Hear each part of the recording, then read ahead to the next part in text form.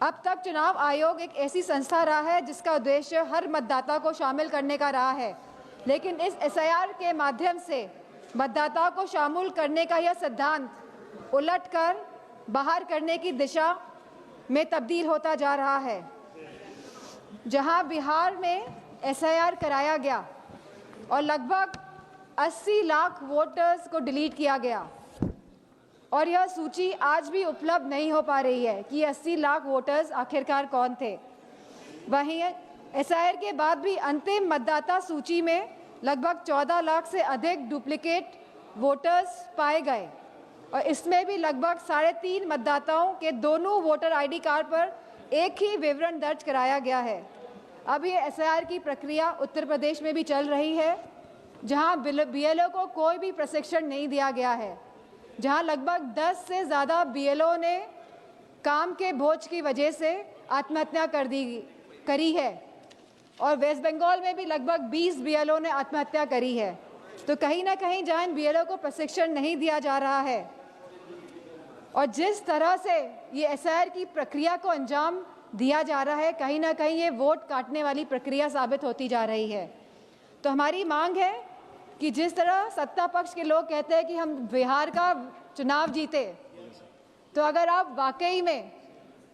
चुनाव लड़ रहे हैं और जीत रहे हैं तो हमारी ये मांग है कि आप सीजीआई को वापस अपॉइंटमेंट कमेटी में इंडक्ट करें और जो आपने सुरक्षा कवच इलेक्शन कमीशन को दिया हुआ है, आप इस सुरक्षा कवच को भी हटाएं। और इसी के साथ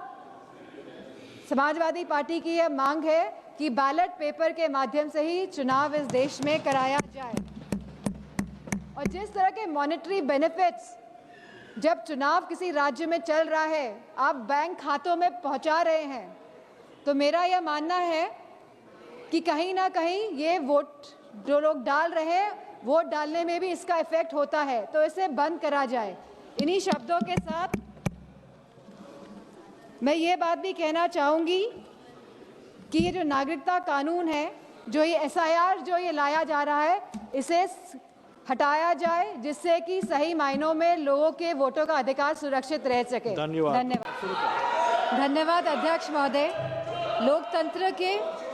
महत्वपूर्ण विषय पर बोलने का जो आपने समय दिया, जहां हम आज चुनाव सुधारों पर चर्चा कर रहे हैं। इनको बोलने दो, प्लीज लिसन टू हर। चुनाव आयोग एक संवैधानिक ढांचा है जिसे निष्पक्ष तरीके से काम करना चाहिए, लेकिन हाल में देखने को मिला है कि ये चुनाव आयोग पूरी तरह सरकार के इशारे में काम कर रहा है, या यूँ कहें कि पूरी तरह समर्पित होकर सरकार के लिए काम कर रहा है। हमने उत्तर प्रदेश के उपचुनावों में देखा है कि किस तरह वोटों की धांधली हुई, कि किस तरह बीजेपी ने मनमानी करी और लगातार चुनाव आयोग को शिकायत करने के बावजूद भी चुनाव आयोग ने कोई भी एक्शन नहीं लिया। और इसी के साथ यह भी देखने को मिला कि पुलिस खुद सादे कपड़े पहनकर वोट डालती नजर आई बूथ के अंदर, लेकिन चुनाव आयोग ने कोई भी अधिकारियों के खिलाफ कार्रवाई नहीं करी। सीसी फुटेज की जब मांग करी गई चुनाव आयोग से, तो चुनाव आयोग ने सीसी फुटेज तो नहीं दिए। इसी के साथ एक ऐसा कानून लेके आई है जहां पे कहा गया है कि 45 दिन के अंदर सीसी फुटेज हटा दिए जाएंगे। चुनाव आयोग पूरी तरह से पूर्ण तरीके से पक्षपाती स्वरूप में नजर आ रहा है और यह हम इसलिए भी कहना चाहेंगे कि चुनाव आयोग का जो ये स्वरूप बदला है वह इसीलिए बदला है जब से चीफ जस्टिस ऑफ इंडिया को हटाकर यूनियन मिनिस्टर को अपॉइंटमेंट ऑफ इलेक्शन कमीशन में लगाया गया है। तो कहीं ना कहीं जो बिल पास हुआ दिसंबर 2023 में, जहां पे absolute legal immunity for any action by the election commission, इसके साथ साथ protection from accountability and scrutiny, जो इस तरह का सुरक्षा कवच एक चुनाव आयोग को दिया गया, इस वजह से चुनाव आयोग पूर्ण तरीके से समर्पित होकर सरकार के लिए काम कर रहा है। जो एसआईआर की जो प्रक्रिया है, स्पेशल इंटेंसिव रिवीजन,